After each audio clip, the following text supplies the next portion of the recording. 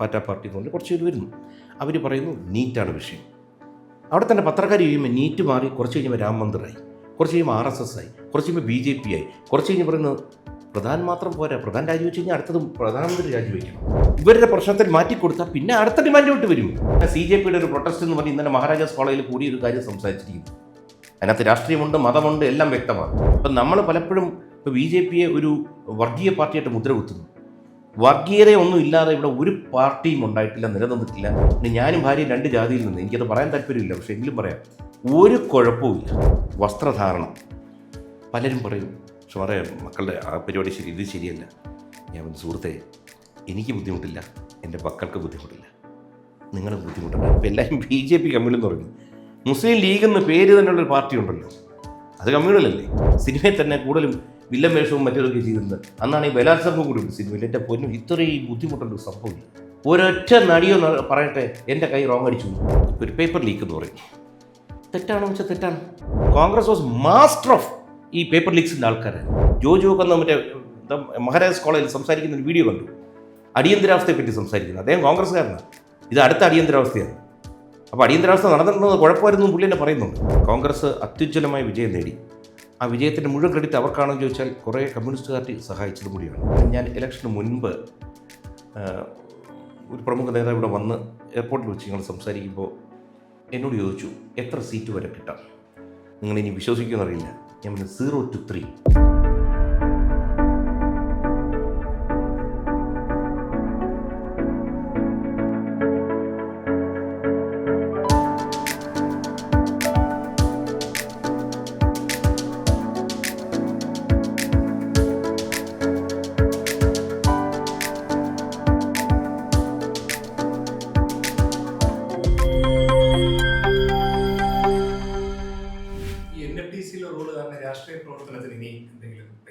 ഒരു പരിധിയില്ല, ഇഷ്ടം പോലെ വർക്ക് ചെയ്യാം. കാരണം അതൊരു പാർട്ട് ടൈം ജോബാണ്. ആക്ച്വലി 3 വർഷത്തേക്ക് തരുന്ന ഒരു ജോലി മാത്രമാണ്. അല്ല, നമുക്ക് ഞാനാണെങ്കിൽ ശമ്പളം വേണ്ടെന്ന് എഴുതി കൊടുത്തിട്ടുണ്ട്. ഒരു പൈസ കൈപ്പറ്റുന്നില്ല, ഒരു പൈസ. നമുക്ക് അവിടെ ലക്ഷങ്ങൾ നമുക്ക് എഴുതിയെടുക്കണം, ശമ്പളം എടുക്കേണ്ടതുണ്ട്. പൈസ ഇഷ്ടമല്ല ഉണ്ടല്ലോ കേട്ടോ, വളരെ ഇഷ്ടമുള്ളൊരു സാധനമാണ് എനിക്ക് പൈസ. പക്ഷേ സ്വാഭാവികം ഇത് പ്രധാനമന്ത്രി ഇടപെട്ട് വന്നിരിക്കുന്നതെന്ന് എനിക്കറിയാം. അദ്ദേഹം ശമ്പളം വാങ്ങിക്കില്ല. എനിക്ക് അങ്ങനെ ഇപ്പോൾ പറഞ്ഞ ഒരു ജീവിച്ചു വളരെ സാമ്പത്തിക വരുമാനം ഒക്കെ ഉള്ളതുകൊണ്ട് ഉണ്ട്, എല്ലാം ഉണ്ട്, എല്ലാം ഉണ്ട്.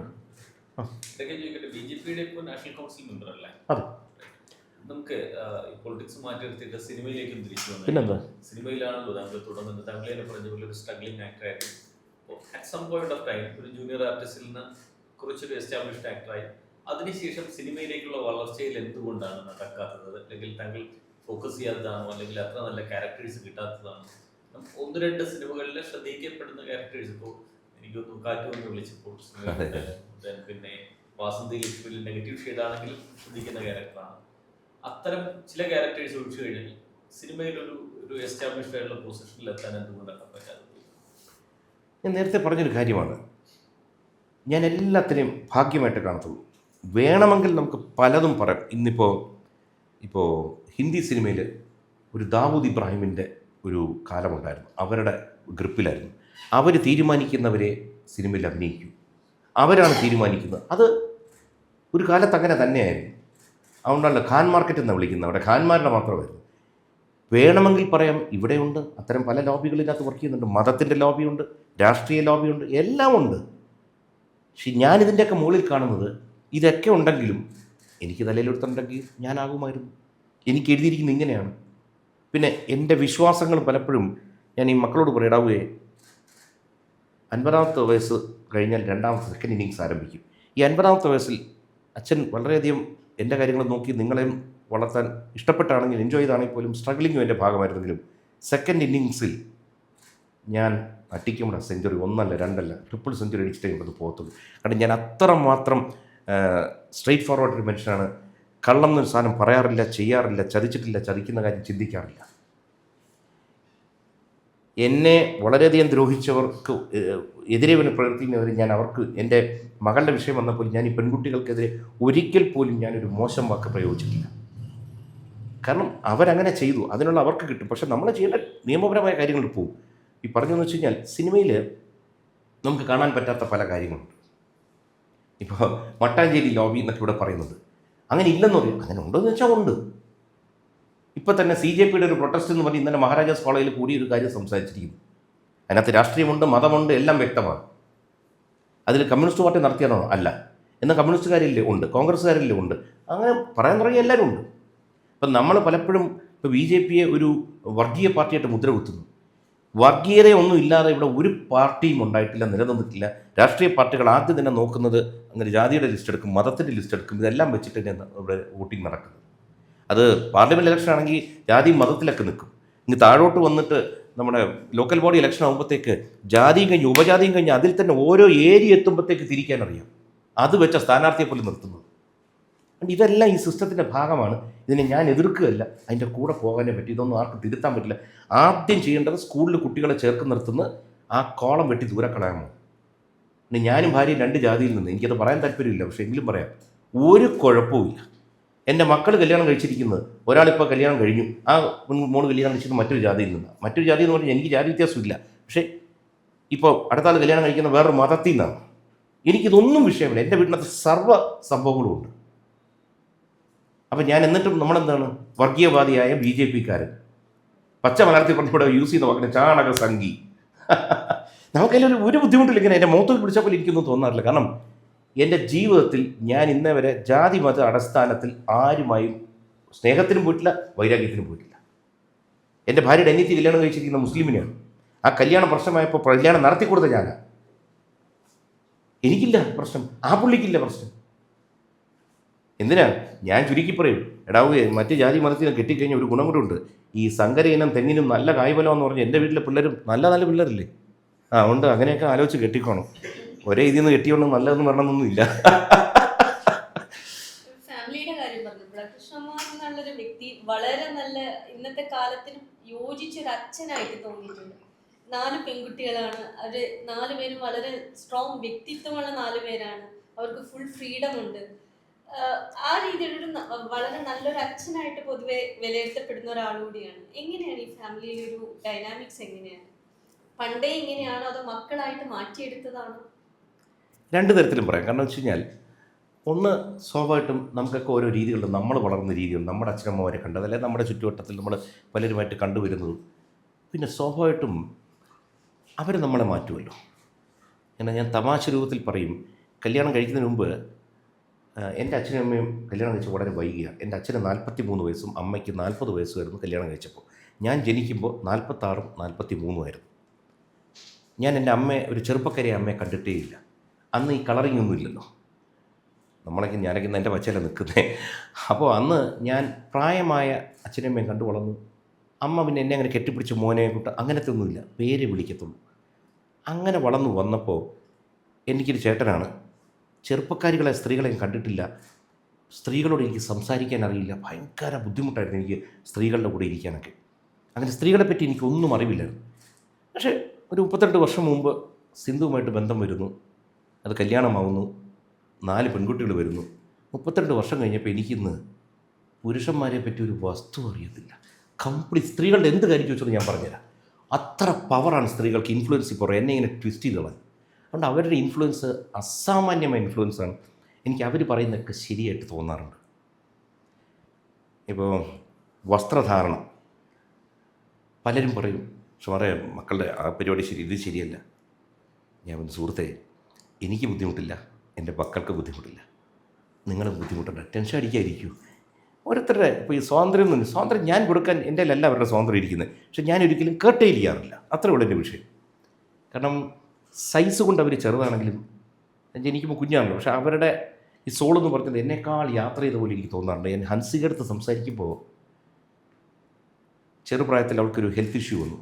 വളരെ നീണ്ട കാലം ആശുപത്രിയും മറ്റുമായിട്ട് കഴിഞ്ഞതാണ്. പക്ഷെ അവൾ ആ മരുന്നുകൾ ഡോക്ടർ കൊടുക്കുമ്പോൾ വായി വയ്ക്കാൻ പറ്റാത്ത സംഭവങ്ങളായിരുന്നു. അവളത് എൻജോയ് ചെയ്ത് കഴിക്കും. അപ്പോഴേ ഞാൻ ശ്രദ്ധിക്കാറുണ്ട്, വായി വയ്ക്കാൻ കൊള്ളാത്ത മരുന്ന് ഡോക്ടറുമായിട്ട് ഭയങ്കര അടുപ്പം 1.5 വയസ്സിൽ തുടങ്ങിയൊരു ഇഷ്യൂവാണ്.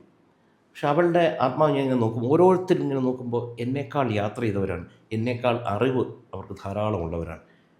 അവരുടെ കൂടെ ഒത്തുപോവുക മാത്രമല്ല, ഇതിനു മുമ്പ് പലവട്ടം പറഞ്ഞതാണ്, ഒരു പുരുഷൻ സ്ത്രീയും തമ്മിൽ ചേരുമ്പോഴാണ് കുട്ടികളുണ്ടാകുമെന്ന് പറഞ്ഞാൽ ഈ ലൈഫ് എവിടെ നിന്ന് വരുന്നത് നമുക്കറിയില്ല. ഇത് നമ്മളാണോ അവരെ ചൂസ് ചെയ്തോ അവർ മുകളിൽ നിന്ന് നമ്മളെ ചൂസ് ചെയ്ത് നമ്മുടെ കൂടെ വന്നതാണോ എന്ന് നമുക്കറിയില്ല. അപ്പം നമ്മുടെ കൂടെ ഇരിക്കുന്നിടത്തോളം കാലം പരമാവധി വഴക്ക് കൂടും കേട്ടോ, നല്ല ചീത്ത വിളിക്കാറുണ്ട്, അതൊക്കെ വേറെ കാര്യം. പക്ഷേ എങ്കിലും പരമാവധി സമയം നല്ലതുപോലെ ആണെങ്കിൽ എനിക്ക് തോന്നുന്നു നമുക്കും സമാധാനം അവർക്കും സമാധാനം. കാരണം ഇത്രയും കാലം അവരുടെ കൂടെ ജീവിക്കാൻ പറ്റി. അവരിലൂടെ ഒരു കൊച്ചു മോനെ കിട്ടുന്നു, അവനാണെങ്കിൽ നമ്മുടെ അടുത്ത് അസാമാന്യമായ ബന്ധം, ഇതൊരു ഭയങ്കര ആത്മബന്ധം പോലെ. അപ്പോൾ അവരെനിക്ക് എപ്പോഴും സന്തോഷമേ തന്നിട്ടുള്ളൂ, പ്രശ്നങ്ങളെ കാണാറില്ല.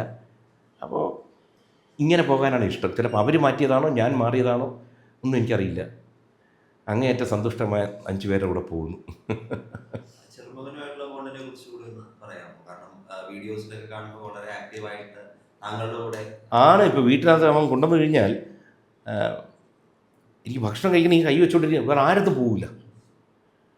നമുക്കറിയാൻ പറ്റുന്നു. ഇനി അവളുടെ വയറ്റിൽ ഞാൻ എപ്പോഴും വയറ്റിൽ തൊട്ടിങ്ങനെ സംസാരിക്കുമായിരുന്നു. മോളിങ്ങനെ ഗർഭിണിയായിരുന്നു, അപ്പോഴത്തേക്ക് വലിയ ഇഷ്ടമാണ് എനിക്ക് ഗർഭിണികൾ. അതുകൊണ്ട് ഇങ്ങനെ അവളുടെ അടുത്ത് ഇങ്ങനെ സംസാരിച്ച് ഇനി അങ്ങനെ വല്ലതും ആണോ എന്ന് എനിക്കറിയത്തില്ല. കാരണം വീട്ടിൽ ആകെ ഒരു പുരുഷ ശബ്ദം എൻ്റെ മാത്രമല്ലേ ഉണ്ടായിരുന്നുള്ളൂ. മേ ബി അതുകൊണ്ടാണോ എന്ന് അറിയത്തില്ല. പിന്നെന്തോ അല്ലെങ്കിലും ചെറുപ്രായം തൊട്ടേ കുട്ടികൾ വരുമായിരുന്നു. ഇപ്പോൾ തന്നെ കഴിഞ്ഞ ദിവസം ഫ്ലൈറ്റിൽ വരുമ്പോഴും അപ്പുറത്തിന് കുഞ്ഞ് കരയുന്നു. ഇടപെട്ടു, കുഞ്ഞിനെ എടുത്ത് കുറേ നേരം കൈ വെച്ചു. അവർക്കും സമാനം നമുക്കും സമാനം. കുഞ്ഞും നമ്മുടെ കയ്യിൽ കുറേ നേരം ഇരുന്നു. എവിടെ ചെന്നാലും ഇപ്പോൾ എൻ്റെ എന്നുള്ളതല്ല, മറ്റുള്ളവരുടെ ആയാലും കൊച്ചു കുഞ്ഞുങ്ങൾ വരുമ്പോൾ ഒരു കുട്ടികൾ എന്നിലോട്ട് അട്രാക്ഷൻ തോന്നാറുണ്ട് അവർക്ക്. എന്താണെന്നറിയത്തില്ല. മലയാള സിനിമ ഇപ്പോൾ ഏറ്റവും കലുഷിതമായ ഒരു സമയത്തൂടെ കടന്നു പോയിക്കൊണ്ടിരിക്കുകയാണ്. താങ്കൾക്ക് തന്നെ അറിയാവുന്നതുപോലെ പല ഇഷ്യൂസ്, AMM റിലേറ്റഡ് ആയിട്ടുള്ള ഇഷ്യൂസ് പലതും. താങ്കൾ നേരത്തെ പറയുന്നുണ്ടായിരുന്നു മട്ടാഞ്ചേരി ലോബി ഉണ്ടോ എന്ന് ചോദിച്ചു കഴിഞ്ഞാൽ ഉണ്ടായിരുന്നു. സിനിമയിലൊരു പവർ ഗ്രൂപ്പ് ഉണ്ടെന്നതാണ് ഇപ്പോൾ അമ്മയുടെ പ്രസിഡന്റ് കൂടെ ആയിരുന്ന ശ്വേതാ മേനോൻ കഴിഞ്ഞ ദിവസം. മലയാള സിനിമയിൽ എങ്ങനെ പവർ ഗ്രൂപ്പ് ഉണ്ടോ? അത് ആരാണ് ലീഡ് ചെയ്യുന്നത്? മലയാള സിനിമയിലെന്നല്ല, സിനിമ അതായത് നമ്മൾ എടുത്തു നോക്കിക്കഴിഞ്ഞാൽ സ്പോർട്സ്, സിനിമ, രാഷ്ട്രീയം, ഈ മൂന്നുമാണ് നമ്മൾ ഹൈ പ്രൊഫൈൽ എന്ന് പറയപ്പെടുന്നത്. എന്നുവെച്ചാൽ ഹൈ പ്രൊഫൈൽ വേറെ ഒന്നുമല്ല, എല്ലാവർക്കും കാണാൻ പറ്റുന്നതും ശ്രദ്ധിക്കാൻ പറ്റുന്നതും കാര്യമായുണ്ട്. അവിടെ എന്ത് നടന്നാലും ശ്രദ്ധിക്കപ്പെടും. അപ്പോൾ ഇതിൽ തന്നെ എനിക്ക് സ്ക്രീൻ ഇത്രയേ ഉള്ളൂ, ഇതിനകത്ത് എത്തിപ്പറ്റാൻ ഞാൻ നോക്കും. ഇതിൽ ഏണിപ്പടിയാണ്, ഒരു തന്നെ ചവിട്ടിയേ കയറാൻ പറ്റത്തുള്ളൂ. നമ്മൾ ചവിട്ട് കൊണ്ടുപോയി ഇനിയെങ്കിലും ചവിട്ട് കൊടുത്തു കയറാനാണ് ഞാനും ആലോചിക്കുന്നത്. അപ്പോൾ എന്ത് വെച്ചാൽ ഒറ്റയ്ക്ക് പോകാൻ പറ്റാതാവുമ്പോൾ സംഘടിതരാകും. സംഘടിച്ചാൽ ശക്തി വരുന്നതാണല്ലോ പറയുന്നത്. അപ്പോൾ ആ സംഘടിക്കുന്നത് രാഷ്ട്രീയ ചിന്തയിൽ വരാം, മതപരമായ ചിന്തയിൽ വരാം, പലതരത്തിലുള്ള ചിന്തകൾ വരും. സ്വാഭാവികമായിട്ടും പവർ ഗ്രൂപ്പുകളുണ്ടാവും. അതിലെനിക്ക് വലിയ തെറ്റൊന്നും തോന്നാറില്ല. അതിന് നമ്മൾ വേറെ പവർ ഗ്രൂപ്പ് ഉണ്ടാക്കുക, ഇത്രയേ ഉള്ളൂ. ഇതിന് മറുമരുന്ന് അത് നമുക്ക് പലപ്പോഴും ഈ ഗ്രൂപ്പ് ഉണ്ടാക്കുന്നവർ അവർ മുന്നിട്ട് വരില്ല, മറ്റുള്ളവരെ പുഷ് ചെയ്ത് വിടും. ഇപ്പോൾ ഞാനൊരു ഹിന്ദു ഗ്രൂപ്പാണ് ഉണ്ടാക്കുന്നതെങ്കിൽ ഇത് മറ്റേ ഹിന്ദുക്കളുടെ മറ്റേ കമ്മ്യൂണൽ ഗ്രൂപ്പ് നിന്ന് ഞാൻ എന്ത് ചെയ്യും, വേറെ 2 മതത്തിലുള്ളവരെ പിടിച്ച് മുമ്പിൽ നിർത്തും. ഇതൊക്കെയല്ലേ അവരും ചെയ്യുന്നത്. ഈ വാട്സാപ്പിനകത്ത് അല്ല ഈ ഫേസ്ബുക്കിലൊക്കെ നമ്മുടെ കമൻറ്റ് വരുന്നു. കമൻറ്റിൽ എനിക്കെതിരെ വരുന്നത് പലപ്പോഴും പല പേരുകളിലായിരിക്കും. അത് ആ പേരിലുള്ള ആൾ തന്നെയാണോ, മതം വരെ പേര് മാറ്റി വേറെ പ്രൊഫൈൽ ഉണ്ടാക്കി അയക്കുന്നതാണോ, ഇതെല്ലാവിധ ഇതുകൊണ്ട്. അതുകൊണ്ട് പവർ ഗ്രൂപ്പ് എല്ലായിടത്തും ഉണ്ട്. രാഷ്ട്രീയ പാർട്ടികളിൽ പവർ ഗ്രൂപ്പുകളുണ്ട്. അത് സ്വാഭാവികമായ സംഭവം. അതിനെ നമ്മളും തിരിച്ച് നേരിടുക എന്നല്ലാതെ നമ്മൾ പരാതി പറഞ്ഞിട്ടൊരു കാര്യമില്ല. ഞാനും പരാതി പറഞ്ഞതല്ല നേരത്തെ. ഗ്രൂപ്പുകളുണ്ട്, അപ്പോൾ തിരിച്ച് സംഘടിക്കുക. അങ്ങനെയല്ല രാഷ്ട്രീയ പാർട്ടികളുണ്ടാകുന്നത്. അതുകൊണ്ട് അതിന് പലവിധ മാർഗങ്ങളുണ്ട്. അത് നല്ല രീതിയിൽ എനിക്ക് വയലൻസും മറ്റു കാര്യങ്ങളൊന്നും യോജിപ്പില്ലാത്തതാണ്. നമ്മൾ ന്യായമായ രീതിയിൽ ജനാധിപത്യ രീതിയിൽ ഒത്തുചേരുന്നതിന് യാതൊരു കുഴപ്പമില്ല. ഒത്തുചേരാം, ഇതിനെ എതിർക്കാവുന്നേ ഉള്ളൂ. ഈ ആർട്ടിസ്റ്റുകളുടെ അസോസിയേഷനുമായിട്ട് ബന്ധപ്പെട്ടുള്ള ഇഷ്യൂവിൽ ഏതെങ്കിലും തരത്തിൽ താങ്കൾ ഇടപെടുന്നുണ്ടോ?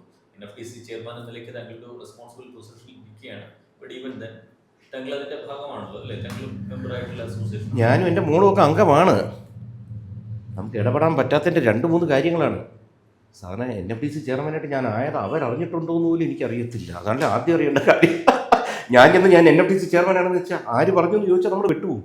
അതുകൊണ്ട് ആരെങ്കിലുമൊക്കെ ഒന്ന് പറഞ്ഞിരുന്നെങ്കിൽ, കാരണം സാധാരണ ഇങ്ങനെയൊക്കെ വരുമ്പോൾ എനിക്ക് താല്പര്യം ഉണ്ടായിട്ടില്ലെങ്കിൽ പോലും വിളിച്ചൊന്ന് ഫെലിസിറ്റേറ്റ് ചെയ്യുന്നതൊക്കെ കണ്ടിട്ടുണ്ട്.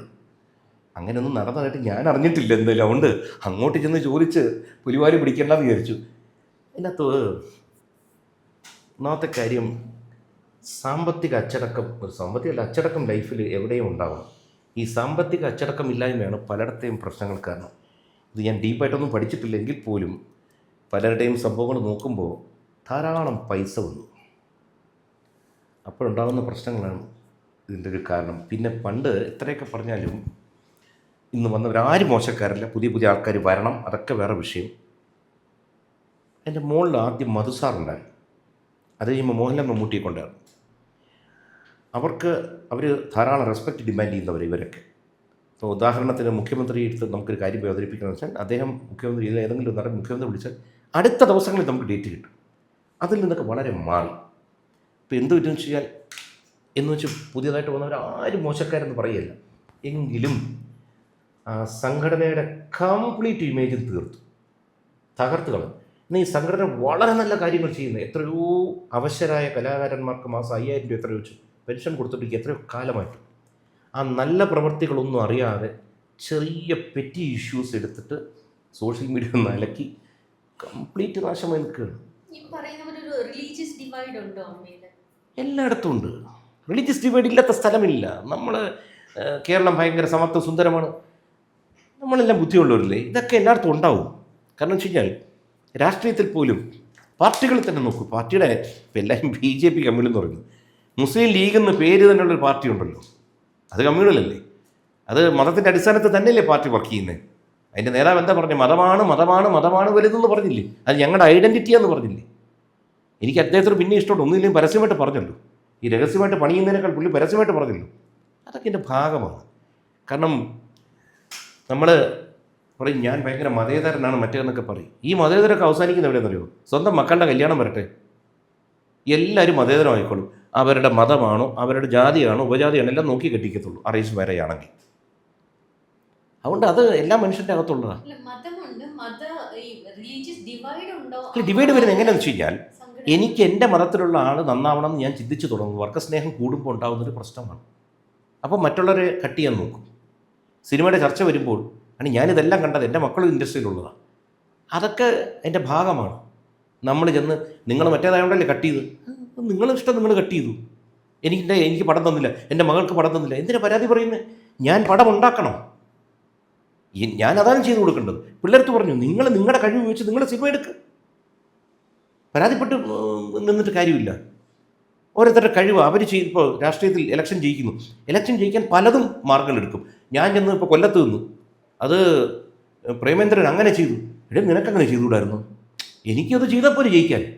അപ്പോൾ ആ ജയിച്ച വ്യക്തിയെ ആ സെക്കൻഡിൽ തന്നെ ഞാൻ വിളിച്ച് അഭിനന്ദിച്ചേക്ക്. എനിക്ക് രണ്ടുപേരും വളരെ പ്രിയപ്പെട്ടവരാണ്, മുകേഷ് ഏട്ടനാണെങ്കിൽ പോലും. ഇലക്ഷൻ ഫൈറ്റ് ചെയ്ത വേറെ രീതിയിലാണ്. അപ്പോൾ അതിൻ്റെ ജയിക്കുക എന്നുള്ളതാണ് ഏറ്റവും വലുത്. അതിന് ഏത് മാർഗവും സ്വീകരിക്കാം ജനാധിപത്യപരമായിട്ട്. അത് എനിക്ക് പറ്റുന്നില്ല, അവർക്ക് പറ്റി, അത്രേ ഉള്ളൂ. ഈ ഹേമയുടെ ചർച്ച വരുമ്പോൾ വീണ്ടും അറ്റൻഷനിലേക്ക് വരുന്ന ഒരു സംഭവമാണ് ഈ ഹേമ കമ്മിറ്റി റിപ്പോർട്ട്. വളരെ ക്രൂഷ്യലായുള്ള കുറച്ച് പേജസ് ഒഴികെ ബാക്കിയെല്ലാം പബ്ലിക്കലി വന്നിട്ടുണ്ട്.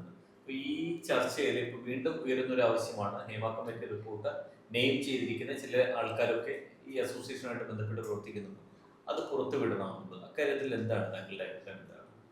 ഞാൻ പറയുന്നത്, ഇങ്ങനെ ഒരു റിപ്പോർട്ട് എടുത്തിട്ടുണ്ട്, ഇങ്ങനെ റിപ്പോർട്ട് പ്രിന്റ് ചെയ്തിട്ടുണ്ടെങ്കിൽ അത് പുറത്ത് കൊടുക്കണം എന്ന് ഞാൻ പറയുന്നത്. ജനം അറിയണ്ടേ?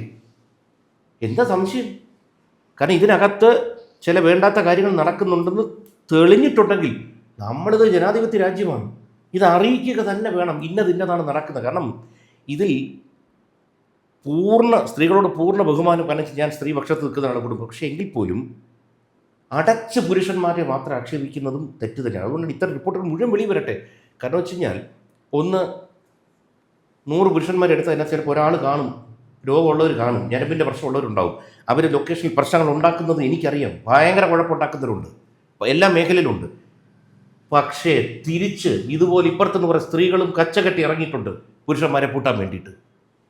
സുപ്രീം കോടതിൻ്റെ കേസിൽ മൊളസ്റ്റേഷൻ കേസ് വരുന്നതിൽ 53% ഫേക്കാണ്. ഞാൻ സ്ത്രീകളുടെ ഭാഗത്തുനിന്ന് പറയാൻ കാര്യം വെച്ച് കഴിഞ്ഞാൽ, സ്ത്രീകളോട് ഞാൻ പറയുന്നത് വെച്ച് കഴിഞ്ഞാൽ, നിങ്ങൾ ഒരാളെ ആരോപിച്ച് പെടുത്തുമ്പോൾ മറ്റൊരു കുടുംബത്തിൻ്റെ ആളെയാണ് നിങ്ങൾ പെടുത്തുന്നത്. അതുകൂടി കൊണ്ട് അതിനകത്ത് വശം നോക്കണം. ഒരു കുടുംബം എന്ന് വെച്ചാൽ ഒരാണും പെണ്ണും കൂടി ചേർന്നാലേ പറ്റൂ. അല്ല പുരുഷന്മാരൊക്കെ കുഴപ്പക്കാർ. ഇവിടെ നിങ്ങൾ ഇവിടെ തന്നെ നോക്കൂ, ഒരേ ഒരു സ്ത്രീ ഇരിക്കുന്നു, സേഫ് അല്ലേ? പുരുഷന്മാർ കൂടെ ഉണ്ട്, സേഫാണെന്ന് ഞാൻ പറയുന്നത്. ധൈര്യമായിട്ട് നിങ്ങൾ ഒരിക്കലും ലേഡീസ് കമ്പാർട്ട്മെൻറ്റല്ല യാത്ര ചെയ്യേണ്ടത്, പുരുഷന്മാരോടുള്ള കമ്പാർട്ട്മെൻറ്റോട് യാത്ര ചെയ്യും. എനിക്കും എല്ലാവിധ താല്പര്യവും വികാരങ്ങളുള്ള ഒരാളാണ്. പക്ഷേ നമുക്ക് തിരിച്ചറിവുമുണ്ട്. എന്ത് പറയുന്നു, നമ്മുടെ കൂടെ എവിടെയെങ്കിലും ഒരു ട്രെയിനിൽ പോകുന്ന ഒരു സ്ത്രീ ഒറ്റയ്ക്കാണെങ്കിൽ നമുക്ക് ഉടനെ ടെൻഷനാവും. അവർക്കെല്ലാം നമ്മൾ ഇന്നലെ മനസ്സിൽ പോകുന്നത് സ്വാഭാവികമായിട്ട് ചിന്ത പോകുന്നു. അല്ലാതെ അവരെ കയറി പിടിക്കണമെന്നാണ് ചിന്ത അല്ല. അതുകൊണ്ട് സ്ത്രീകളും പൊതുവെ ഈ പുരുഷന്മാരൊന്നും ശരിയല്ല എന്ന് പറയരുത്, പുരുഷന്മാരും പറയരുത് സ്ത്രീകളല്ലേ. കാരണം എനിക്കും അമ്മയുണ്ടായിരുന്നു, അച്ഛനുണ്ടായിരുന്നു, എല്ലാവർക്കും ഉണ്ട്. എനിക്കറിയില്ല, ഇങ്ങനെ ബാലൻസ് ചെയ്ത് സംസാരിച്ചാൽ എപ്പോഴും അങ്ങനെ പോയാലാണ് ഏറ്റവും നല്ലത്. എനിക്ക് ധാരാളം സുഹൃത്തുക്കളുണ്ട്. സുഹൃത്തുക്കളെക്കാൾ എനിക്ക് പെൺകുട്ടികളായിരുന്നു എൻ്റെ കൂട്ടുകാർ. അവരുടെ ലൈഫിൽ അവരെപ്പോഴും ഇന്ന് വരെ ഒരാൾ സിനിമയിൽ തന്നെ കൂടുതലും വില്ലൻ വേഷവും മറ്റൊക്കെ ചെയ്തിരുന്നത്. അന്നാണ് ഈ ബലാത്സംഗം കൂടി ഉണ്ട് സിനിമയിൽ. എൻ്റെ പൊന്നും ഇത്രയും ബുദ്ധിമുട്ടുള്ള ഒരു സംഭവമില്ല. ഒരൊറ്റ നടിയോ പറയട്ടെ എൻ്റെ കൈ റോങ് അടിച്ചു, എനിക്കെന്താ താല്പര്യമില്ല. താല്പര്യമില്ലെങ്കിൽ വീട്ടിൽ 4 പിള്ളേരുണ്ടാവത്തില്ല, മനസ്സിലായില്ലേ, സംസാരിച്ചിരിക്കുന്നുണ്ട്. അതുകൊണ്ട് ഇതിനകത്തെ പ്രശ്നം എന്ന് വെച്ച് കഴിഞ്ഞാൽ ഈ ഒരു സമൂഹം എന്ന് പറയുന്നത് നമ്മൾ ചേർന്ന് പോകുന്നില്ല. സ്ത്രീയും പുരുഷനും ദൈവം സൃഷ്ടിച്ചത് മനോഹരമായ 2 സംഭവമാണ്. ഞാനിങ്ങനെയൊക്കെ ഞാൻ കരുതുന്നു. ഇനി വീട്ടിൽ ഞാൻ സംസാരിക്കുന്ന ഭാഷയിൽ ഇവിടെ സംസാരിക്കും. പിള്ളേർത്തൊക്കെ പച്ചയ്ക്ക് പറയും, ഒരിക്കലും നിങ്ങളുടെ സുഹൃത്തുക്കളെ പറ്റി മോശം പറയരുത്. കാരണം അതൊരു ട്രെൻഡാണ്, തെറ്റായ സംഭവമാണ്. ഞാൻ പറയും, അവർക്കും വളരെ നല്ല കൂട്ടുകാരികളും ഉണ്ട്. എല്ലാവരുടെയും കൂട്ടുകാരെയും പറ്റി എന്നേക്കാൾ നിങ്ങൾക്ക് അറിയാതിരിക്കണം ഇതിനകത്തൊക്കെ. തന്നെ രാഷ്ട്രീയ അഫിലിയേഷൻ കൊണ്ടുണ്ടായ നഷ്ടങ്ങൾ എന്തെങ്കിലും ഉണ്ടോ? ഈ അവസരങ്ങളും മറ്റു കാര്യങ്ങളും ഒക്കെ വരുന്നത് BJP-യുമായിട്ട് അസോസിയേറ്റ് ചെയ്തു എന്നുള്ളത് കാരണം നഷ്ടം എൻ്റെ ഭാഗത്താണ്. പക്ഷേ എങ്കിൽ പോലും ഒരു നഷ്ടമുണ്ടെങ്കിൽ ഒരു ലാഭം ഉണ്ടാവുമല്ലോ, സ്വാഭാവികമാണ്. ഞാനോണ്ട് ആ നഷ്ടഭാഗം നോക്കത്തില്ല. നമുക്കറിയാം നമ്മളെ ആരൊക്കെയാണ് എവിടെ വെട്ടി, ചർച്ചകളിതിൻ്റെ പേര് വന്നിട്ട് നമ്മളെ വെട്ടിയതും. പക്ഷെ വെട്ടി എന്ന് പറഞ്ഞ് ന്യൂസ് നമുക്ക് തരുന്നവരുണ്ട്, അവർ പറയുന്നത് സത്യമാണെന്നും അറിയത്തില്ല. അതുകൊണ്ട് നമ്മൾ അവസാനം നോക്കുന്ന വെച്ചാൽ എൻ്റെ ലൈഫ് എങ്ങനെയാണ് തിരിഞ്ഞ് നോക്കുമ്പോഴത്തേക്ക് വളരെ സുന്ദരമായൊരു ജീവിതം തന്നു. കാരണം വെച്ച് കഴിഞ്ഞാൽ എവിടെയെങ്കിലും എന്തെങ്കിലും പോയിട്ടുണ്ടെങ്കിൽ വേറെ എന്തെങ്കിലും കിട്ടി. ഇതിപ്പോൾ പാർട്ടിക്കകത്ത് തന്നെ നോക്കിക്കഴിഞ്ഞാൽ സ്വാഭാവികമായിട്ടും കോൺഗ്രസ് ഉണ്ട്, കമ്മ്യൂണിസ്റ്റ് ഉണ്ട്, BJP-ക്കാരുണ്ട്. ഈ പാർട്ടികൾക്കകത്ത് എല്ലാവരും ഭയങ്കര സ്നേഹമാണ്. അല്ല, പലപ്പോഴും ഇപ്പുറത്തെ പാർട്ടിക്കാർക്ക് അപ്പുറത്തെ പാർട്ടിക്കാരായിട്ട് സുഖത്തിൽ പോകുന്നു. കാരണം വെച്ചാൽ മത്സരമില്ലല്ലോ. പാർട്ടിക്കകത്ത് വരുമ്പോൾ പാർട്ടിക്കകത്തല്ലേ മത്സരം നടക്കുന്നുള്ളൂ. വലിയ വലിയ പാർട്ടി നേതാക്കളുടെ വിഷയങ്ങൾ പലതും വെളിവരുന്നത് അപ്പുറത്തും ഇപ്പുറത്തും കൊണ്ടുവരുന്നതല്ല, സ്വന്തം പാർട്ടിക്കകത്ത് കൊണ്ട് കൊടുക്കുന്നതല്ലേ. എന്നേക്കാൾ വ്യക്തമായിട്ട് നിങ്ങൾക്കിത് അറിയായിരിക്കും. ഇത്രയും കാലം പത്രപ്രവർത്തനത്തിലുണ്ടായിരുന്നില്ല. അത് നിങ്ങൾ ചിരിക്കുന്നതിൻ്റെ അതിനകത്ത് ഉത്തരവുണ്ട്. അതുകൊണ്ട് ശത്രുക്കൾ എപ്പോഴും അകത്തുന്ന.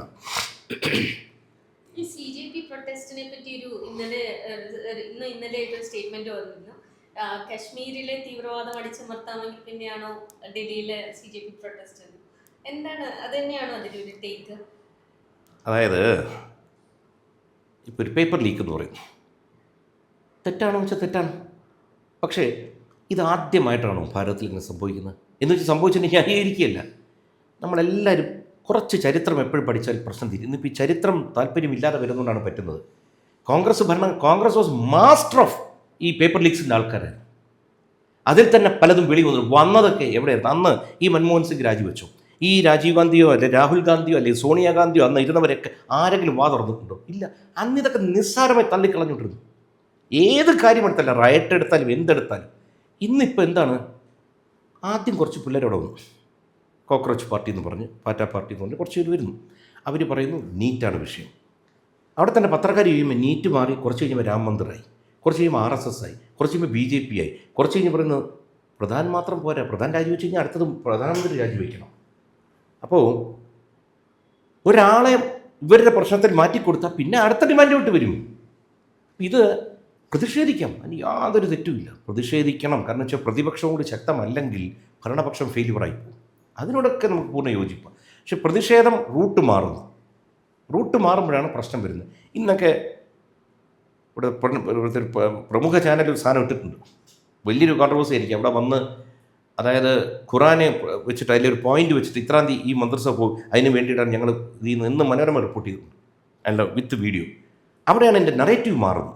കാരണം വെച്ച് കഴിഞ്ഞാൽ CJP എന്ന് പറഞ്ഞ പാർട്ടിയുടെ ഉദ്ദേശം എന്തായിരുന്നു എന്നുള്ള മുഴുവൻ പൊളിയുന്നതെന്ന് വെച്ച് കഴിഞ്ഞാൽ ഇവരെല്ലാം ആരെയാണ് കണക്ട് ചെയ്യുന്നത്? ഇപ്പോൾ കേരളത്തിൽ നിന്ന് പോയ പ്രമുഖ ഒരു നേതാവ് ഇത് കഴിഞ്ഞിട്ട് ചൈനീസ് എംബസി കയറി പോകുന്നു. ഇതെല്ലാം നമ്മൾ വീഡിയോ കാണുകയാണ്. അവിടെയാണ് പ്രശ്നം വരുന്നത്. അവർക്ക് ചെറുപ്പത്തിൽ ഇതിൽ എത്ര പേര് നീറ്റുമായി ബന്ധപ്പെട്ട് വന്നിട്ടുണ്ട്. പിന്നെ ഈ കേസ് CBI അന്വേഷിച്ചു, ഇതിൻ്റെ ആൾക്കാരെ പിടിച്ചിട്ടുണ്ട്, എല്ലാ നടപടികളും എടുത്തിരിക്കുകയാണ്. ഈ പരീക്ഷ രണ്ടാമത് നടത്തി, എൻ്റെ അറിവ് ശരി 10-11 ലക്ഷം പേര് സെലക്റ്റഡ് ആയിട്ടുണ്ട്. ഇതൊക്കെ നടന്നിരിക്കുന്നു. അപ്പോൾ ആക്ഷൻ ടേക്കൺ എന്നൊരു സംഭവം വന്നിരിക്കുകയാണ്. എന്നിട്ടും ഇനി എന്താണ് ഇവർ എന്തിനാണ് സമരം ചെയ്യുന്നത്? അതിനൊരു ഫ്ലിപ്പ് സൈഡ് ഉണ്ട്. പറയും. BJP കഴിഞ്ഞ ഇപ്പോൾ കഴിഞ്ഞ വളരെ റീസെന്റ് ആയ സമയത്ത് എടുത്തു കഴിഞ്ഞാൽ ഇപ്പൊ ശബരിമല സ്വർണ്ണമുള്ള കേസ്, ആ കേസിന്റെ ഒരു കോൺട്രവേഴ്സി നടക്കുമ്പോഴത്തേക്കും എല്ലാം മന്ത്രിമാരെ, അതായത് ദേവസ്വം ബോർഡ് ഹാൻഡിൽ ചെയ്യുന്ന മന്ത്രിമാർക്കെതിരെ കടന്നാക്രമിക്കുന്ന ഒരു നിലപാട് തന്നെയാണ് BJP എടുത്തിട്ടുള്ളത്. യാതൊരു രീതിയിലുള്ള വിട്ടുവീഴ്ചയ്ക്കും തയ്യാറായിട്ടില്ല. അപ്പോൾ അത്തരമൊരു കോൺട്രവേഴ്സി നടക്കുമ്പോൾ മന്ത്രിയുടെ പേരിലേക്ക് അക്കൗണ്ടബിലിറ്റി എന്നൊരു ഫാക്ടർ തള്ളിവിട്ട അതേ BJP തന്നെയാണ് കഴിഞ്ഞ വർഷം അല്ലെങ്കിൽ ഈ വർഷം നടന്ന നീറ്റ് എക്സാമിൽ 20ഓളം വിദ്യാർത്ഥികളാണ് ആത്മഹത്യ ചെയ്തതെന്ന് പറയപ്പെടുന്നു. ഡൽഹിയിൽ പ്രൊട്ടസ്റ്റ് ചെയ്ത ഒരു വിദ്യാർത്ഥി ഇപ്പോൾ വെന്റിലേറ്ററിലാണെന്നാണ് PTA റിപ്പോർട്ട് ചെയ്യുന്നത്. അവിടേക്ക് എന്തുകൊണ്ടാണ് BJPക്ക് ഈ അക്കൗണ്ടബിലിറ്റി എന്നൊരു എലമെന്റിലേക്ക് കൊണ്ടുവരാൻ പറ്റാത്തത്? ഇപ്പൊ ഈ മരിച്ച വിദ്യാർത്ഥികളുടെ കുടുംബത്തിന് കോമ്പൻസേഷൻ കൊടുക്കുന്നതിനെ പറ്റി ചർച്ചയുണ്ടെന്നാണ് ഇന്നലെ KPCC ഓഫീസിലേക്ക് മാർച്ച് നടത്തിയപ്പോൾ പാർട്ടി അധ്യക്ഷനായ രാജീവ് ചന്ദ്രശേഖരൻ പറയുന്നുണ്ടായിരുന്നത്. എന്തുകൊണ്ട് കേരളത്തിൽ അല്ലെങ്കിൽ പ്രതിപക്ഷത്തിരിക്കുന്ന സമയത്ത് അക്കൗണ്ടബിലിറ്റിയെ പറ്റി വാചാലരാകുന്ന BJP ഇവിടേക്ക് എത്തുമ്പോഴത്തേക്കും അക്കൗണ്ടബിലിറ്റിയിലേക്ക് വരാത്തത്? ആൻഡ് അതിന്റെ മറ്റൊരു ആസ്പെക്റ്റൂടെ പറയുകയാണെന്നുണ്ടെങ്കിൽ ഇന്നത്തെ പ്രധാനമന്ത്രിയായിരുന്ന ശ്രീ നരേന്ദ്രമോദി ഗുജറാത്ത് മുഖ്യമന്ത്രിയായിരുന്ന കാലത്ത് ഇട്ടിരുന്ന പല ട്വീറ്റുകളും ഇന്ന് പിന്നെ ഉയർന്നു വന്നുകൊണ്ടിരിക്കുകയാണ്. അതായത് അന്ന് മോദി അക്കൗണ്ടബിലിറ്റിയെ പറ്റിയിട്ട് പറഞ്ഞിട്ടുള്ള സാധനങ്ങൾ മുതിർന്ന മാധ്യമ പ്രവർത്തകർ അടക്കമുള്ളവർ ട്വീറ്റ് ചെയ്തിട്ടുണ്ട്. അക്കൗണ്ടബിലിറ്റിയാണ് അവർ ഡിമാൻഡ് ചെയ്യുന്നതായിട്ട് അവർ തന്നെ അവകാശപ്പെടുന്നത്. അതായത് ഇത്രയും പേപ്പർ ലീക്ക് നടന്നു, ഇപ്പോൾ ധർമ്മേന്ദ്ര പ്രധാൻ ഇരുന്ന സമയത്ത് തന്നെ പല പേപ്പർ ലീക്കുകളും നടന്നിട്ടുണ്ടായിരുന്നു. എന്നിട്ട് അതിനനുസരിച്ചൊരു കോഷൻ എടുക്കാൻ പറ്റിയില്ല എന്നുണ്ടെങ്കിൽ അദ്ദേഹം ആ പദവി തുടരാൻ അർഹനല്ല എന്നാണ് ഒരു വിഭാഗം വിദ്യാർത്ഥികൾ, അല്ലെങ്കിൽ നമുക്ക് മനസ്സിലാകുന്നിടത്തോളം ഭൂരിഭാഗം വിദ്യാർത്ഥികളും ഉന്നയിക്കുന്നത്. ഈ അക്കൗണ്ടബിലിറ്റിയെ പറ്റിയിട്ട് എന്തുകൊണ്ടാണ് ഇപ്പോഴും ചർച്ച ചെയ്യുക? ഒരു പേപ്പർ ലീക്ക് ഉണ്ടായിക്കഴിഞ്ഞാൽ വിദ്യാഭ്യാസപരമായിട്ടുള്ള കാര്യമാണെന്നുണ്ടെങ്കിൽ ഡെഫിനറ്റ്ലി അദ്ദേഹം തന്നെയാണ് അക്കൗണ്ടബിൾ. പക്ഷേ ആക്ഷൻ എടുത്തിട്ടുണ്ടോ ഇല്ലയോ? ആക്ഷൻ കാരണം വെച്ച് കഴിഞ്ഞാൽ ഇപ്പോൾ ഇതിനകത്ത് ഒരു 7-8 പേരുടെ പേരുകളാണ് വന്നിരുന്നത്. ഈ ചോദ്യപേപ്പർ ഉണ്ടാക്കിയിരുന്ന 2 പേരും ഇതിനകത്തുനിന്ന് അതാത് ഏരിയകളിൽ നാളെ വിളിച്ചു കൂട്ടി സാധനം ലീക്ക് ചെയ്ത് കൊടുത്തിട്ടുണ്ട്. നാളെയും ഇതുപോലൊരു കമ്മിറ്റി വെച്ച് ചോദ്യപേപ്പർ ഉണ്ടാക്കണമല്ലോ, ഉണ്ടാക്കുന്നവർ തന്നെ ഇത് ചെയ്യാൻ തുടങ്ങിക്കഴിഞ്ഞാൽ എന്ത് ചെയ്യും?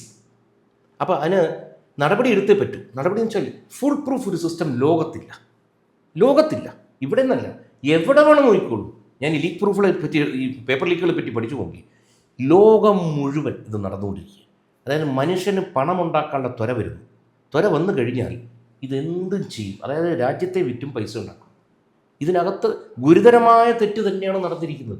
അതുകൊണ്ടാണ് ഇവരെ മുഴുവൻ അറസ്റ്റ് ചെയ്തിരിക്കുന്നതും നടപടി എടുത്തിരിക്കുന്നതും വീണ്ടും എക്സാം നടത്തി കൊടുത്തിരിക്കുന്നത്. ഇപ്പോൾ പറഞ്ഞു ദുഃഖകരമാണ്, അതിനകത്ത് റാങ്ക് കിട്ടിയവരുണ്ട്, പലരുമുണ്ട്. ആദ്യത്തിനകത്ത് ഈ ആത്മഹത്യ ചെയ്ത സംഭവങ്ങൾ വരുന്നുണ്ട്.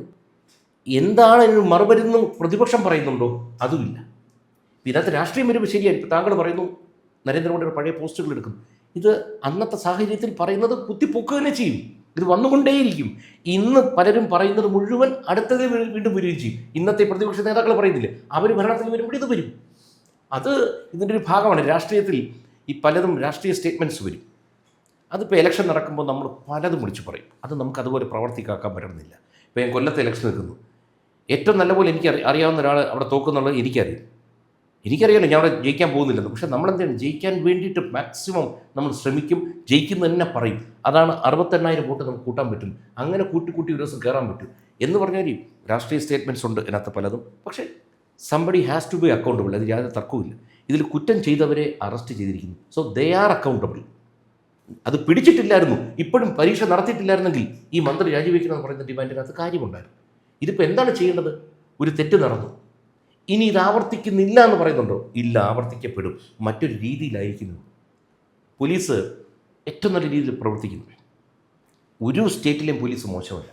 കേരളത്തിലെ പോലീസ് ഒന്നാന്തര പോലീസാണ്. അവർക്ക് പരിമിതികളുണ്ട്.